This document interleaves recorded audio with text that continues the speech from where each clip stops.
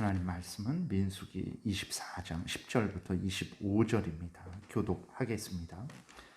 발락이 발람에게 노하여 손뼉을 치며 말하되 내가 그대를 부른 것은 내 원수를 저주하라는 것이오늘 그대가 이같이 3번 그들을 축복하였도다. 그러므로 그대는 이제 그대의 곳으로 달아나라. 내가 그대를 높여 심히 존귀하게 하기로 뜻하였더니 여호와께서 그대를 막아 존귀하지 못하게 하셨도다. 발람이 발락에게 이르되 당신이 내게 보낸 사신들에게 내가 말하여 이르지 아니하였나이까? 가령 발락이 그 집에 가득한 은금을 내게 줄지라도 나는 여호와의 말씀을 어기고 선악간에 내 마음대로 행하지 못하고 여호와께서 말씀하신 대로 말하리라 하지 아니하였나이까? 이제 나는 내 백성에게로 돌아가거니와 들으소서. 내가 이 백성이 후일에 당신의 백성에게 어떻게 할지를 당신에게 말하리이다 하고 예언하여 이르기를 부올의 아들 발람이 말하며 눈을 감았던 자가 말하며 하나님의 말씀을 듣는 자가 말하며 지극히 높이신 자의 지식을 아는 자 전능자의 환상을 보는 자 엎드려서 눈을 뜬 자가 말하기를 내가 그를 보아도 이때의 일이 아니며 내가 그를 바라보아도 가까운 일이 아니로다. 한 별이 야곱에게서 나오며 한 규가 이스라엘에게서 일어나서 모압을 이쪽에서 저쪽에서 쳐서 무찌르고 또 셋의 자식들을 다 멸하리로다. 그의 원수 에돔은 그들의 유산이 되며 그의 원수 세일도 그들의 유산이 되고 그와 동시에 이스라엘은 용감히 행동하리로다. 주권자가 야곱에게서 나서 남은 자들을 그 성읍에서 멸절하리로다 하고 또 아말렉을 바라보며 예언하여 이르기를 아말렉은 민족들의 으뜸이나 그의 종말은 멸망에 이르리로다 하고 또 겐 족속을 바라보며 예언하여 이르기를 내 고처가 견고하고 내 보금자리는 바위에 있도다. 그러나 가인이 쇠약하리니 나중에는 아수르의 포로가 되리로다 하고 또 예언하여 이르기를 슬프다. 하나님이 이 일을 행하시리니 그때의 살자가 누구이랴? 기띔 해변에서 배들이 와서 아수르를 학대하며 에벨을 괴롭힐 것이나 그도 멸망하리로다 하고 발람이 일어나 자기 곳으로 돌아가고 발락도 자기 길로 갔더라. 아멘. 기도드리겠습니다. 살아계신 하나님 감사합니다. 이 시간 하나님의 말씀을 전하고 듣습니다. 성령께서 역사하셔서 우리를 향한 하나님의 뜻을 잘 깨달아 알게 도우시고 또 하나님이 알려주시는 대로 잘 믿고 따르게 도우소서. 감사드리고 예수 그리스도의 이름으로 기도드렸습니다. 아멘. 이제 그 모압 왕 발락은 거짓 선지자 발람을 통해서 이스라엘을 어떻게 해서든 저주하고자 했습니다. 그런데 거짓 선지자 발람이 3번씩이나 이스라엘을 축복하는 것을 보고 오늘 본문에 보게 되니까 모압 왕 발락은 화가 아주 끝까지 치밀어 올랐어요. 자신의 분을 감당하지 못하는 발락 왕은 손뼉을 치면서 발람을 비난합니다. 발람에게 당장 고향으로 도망치라 라고 이렇게 말을 해요. 그러니까 화가 나서 발람을 해칠 수도 있으니까 좋은 말 할 때 빨리 사라져라 이렇게 아주 협박을 하는 거죠. 그리고 자신은 발람을 해하지 않으려고 했는데 하나님이 이제 또 그 막아서 발람을 존귀하게 대하지 못하고 오히려 하나님이 막아서 발람을 해칠 수밖에 없다라고 이제 하나님을 비난을 해요. 그러니까 이제 이렇게 악인들은 보게 되면 자신들이 행하는 악행의 책임을 하나님께 돌리는 일을 서슴지 않는 것을 보게 됩니다. 이 일은 이제 발람도 마찬가지예요.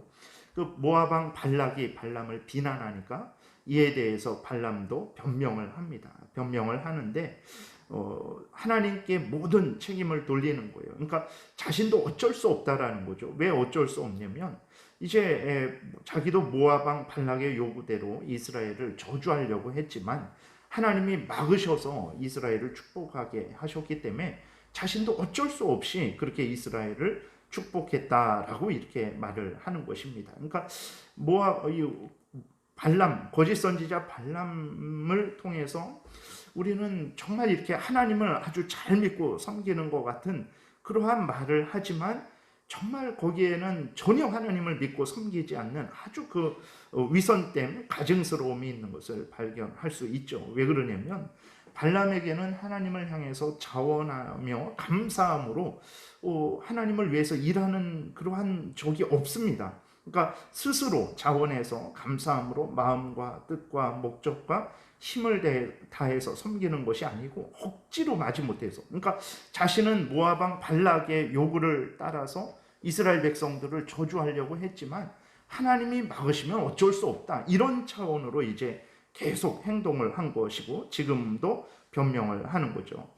우리가 분명히 알아야 될 것이 무엇입니까? 하나님을 믿고 섬기는 것은 억지로 마지못해 수동적으로 하는 것이 아닙니다. 물론 그러한 부분이 있죠. 왜냐하면 우리들은 죄인이기 때문에 그 죄성 때문에 하나님을 마음을 다해, 목숨을 다해, 뜻을 다해 섬겨야 되는데 그것들이 때로는 힘들고 어려울 때가 있어요. 그래서 세상을 더 좋아할 때가 있습니다. 그래서 마지못해 억지로 섬길 때도 있죠. 그러나 그것은 일시적인 것입니다.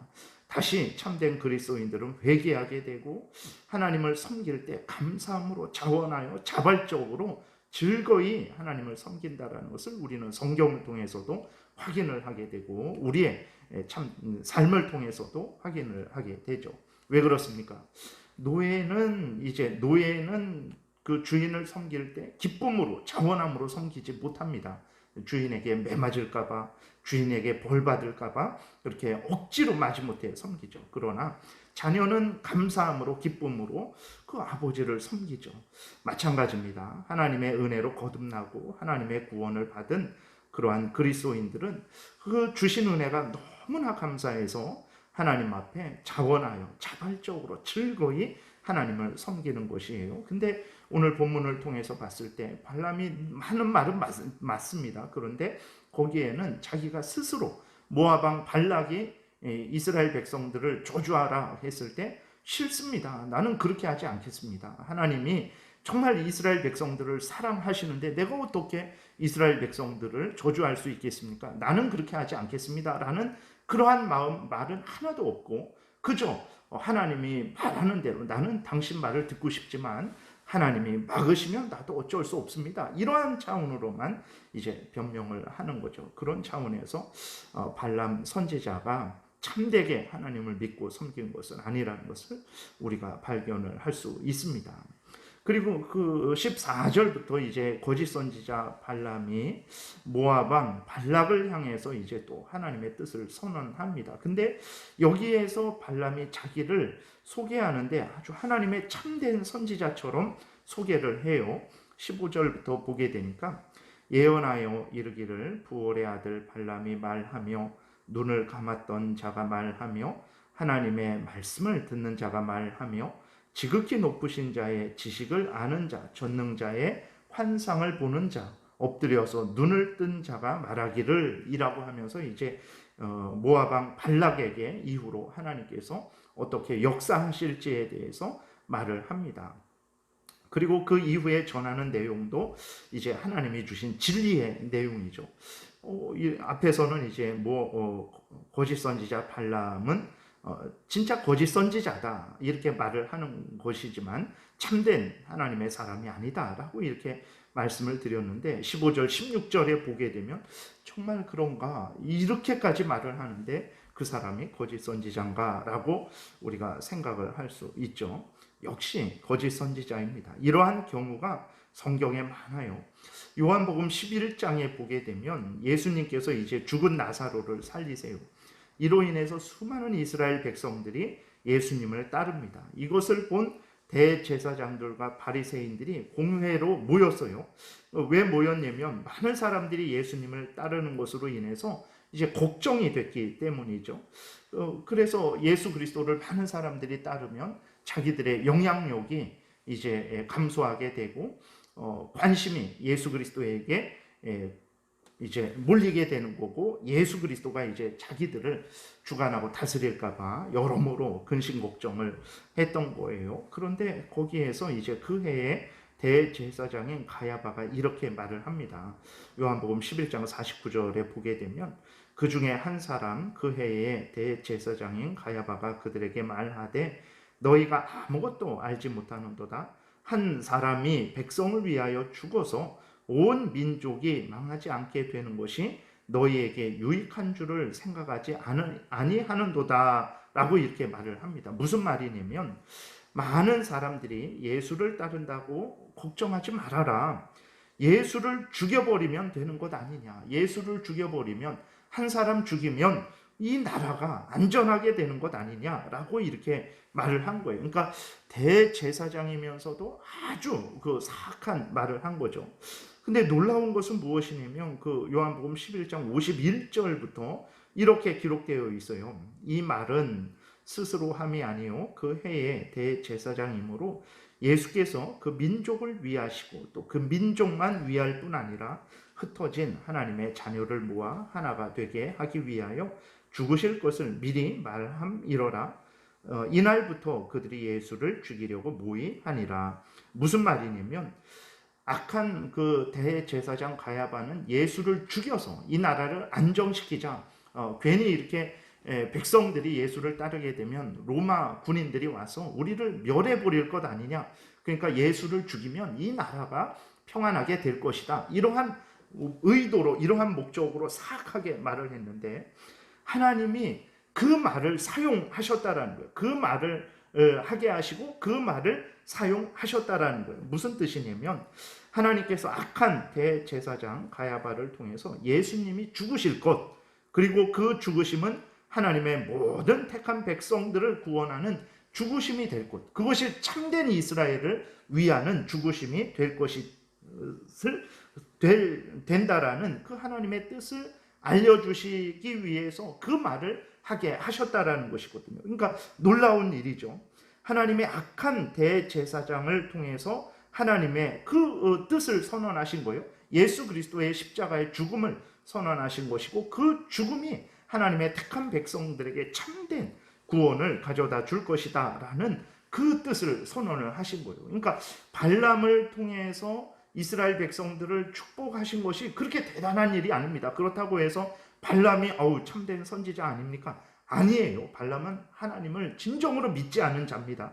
자기의 탐욕을 추구했던 자인 거예요. 그래서 앞에서도 말씀을 드렸지만 아무리 자신이 깨달은 자다, 하나님을 눈을 뜬 자다, 하나님을 보는 자다, 이렇게 말을 하지만 그것은 이제 요한복음 11장에 있는 그 대제사장 가야바 정도밖에 되지 않는 그러한 차원이라는 것을 우리가 생각하면 됩니다. 그래서 25장에서 보듯이 그 이스라엘 백성들이 그 바알 우상을 섬기는 그러한 우상 숭배에 참여하게 되고 거기서 행음하게 되거든요.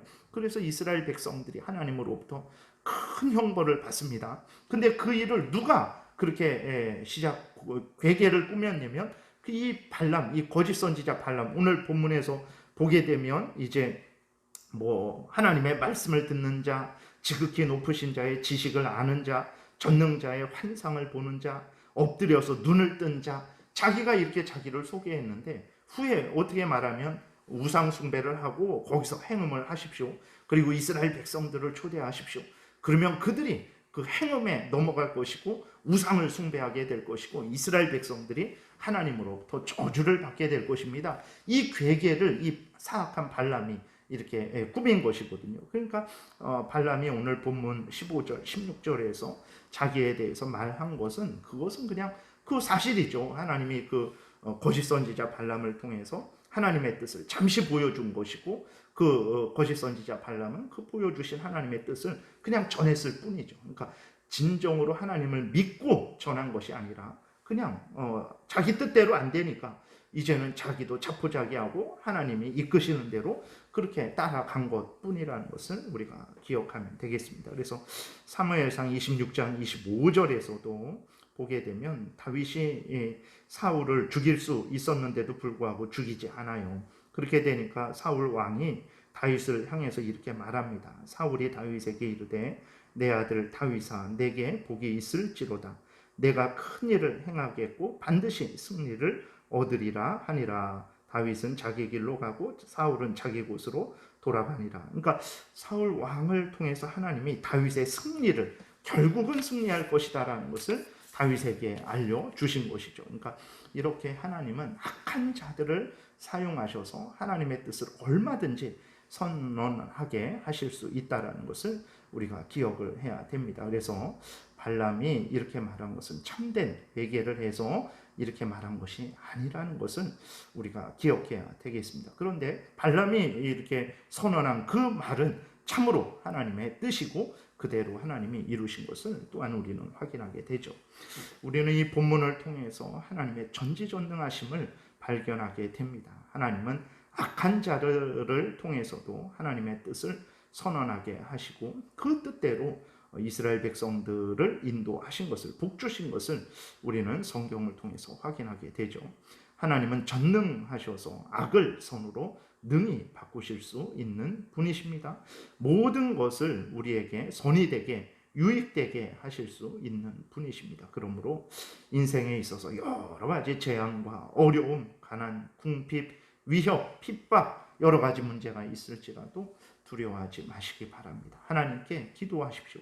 하나님께 회개하고 기도하시기 바랍니다. 하나님께서 반드시 우리에게 그 모든 것들을 유익되게 하실 것입니다. 하나님이 하나님의 능력으로 채우셔서 하나님의 영광을 드러내실 것이고 하나님의 뜻을 이루실 거예요. 우리들이 할 일이 무엇입니까? 하나님을 더욱 믿고 의지하고 하나님의 뜻을 따라 살아가는 거예요. 전능하신 하나님께서 정말 우리의 잘못한 것이 있을지라도 우리를 용서하시고 우리가 회개하면 용서하시고 우리에게 그것이 또 밑거름이 되어서 하나님을 더 잘 믿고 섬기는 그러한 선을 이루어 주실 것입니다. 우리가 약하고 무능해도 괜찮습니다. 하나님께서 하나님의 능력을 더하셔서 하나님의 뜻을 이루어 주실 것이기 때문에 그렇습니다. 그래서 오늘 본문을 통해서 살펴보듯이 모압 왕 발락이 그리고 거짓 선지자 발람이 어떻게 해서든 이스라엘 백성들을 저주하고 이스라엘 백성들을 공격하려고 했지만 하나님, 전능하신 하나님께서 그들을 다 막아서 오히려 모든 것이 이스라엘 백성들에게 복이 되게 하신 것을 확인하지 않습니까? 오늘도 살아계신 하나님을 굳게 믿고 의지하시기 바랍니다. 그리고 하나님께 기도하시고 하나님의 은혜를 구하셔서 정말 하나님의 영광을 드러내는 복된 삶을 살아가시는 여러분들 되시기를 바랍니다. 기도드리겠습니다. 살아계신 하나님 아버지 감사합니다. 오늘도 은혜를 내려주셔서 감사합니다. 악한 자들이 이스라엘 백성들을 대적하고 공격하려고 했지만 전지전능하신 하나님께서 그들을 어리석게 만들고 오히려 그 모든 것들이 이스라엘에게 복이 되게 역사하신 증거를 우리가 눈으로 분명히 확인하게 되었습니다. 이러한 능력과 은혜로 오늘도 우리에게 베푸신다라는 것을 분명히 기억하고 세상을 두려워하지 말고 악한 사탄 마귀를 두려워하지 말고 하나님을 더욱 가까이 하고 더욱 의지하고 더욱 하나님의 말씀을 따라 살아가게 도우소서. 하나님께서 이스라엘을 도우셨던 것처럼 반드시 우리를 도우셔서 우리를 복되게 할 것이고 하나님의 뜻을 이루실 줄을 믿습니다. 감사드리고 예수 그리스도의 이름으로 기도드렸습니다. 아멘.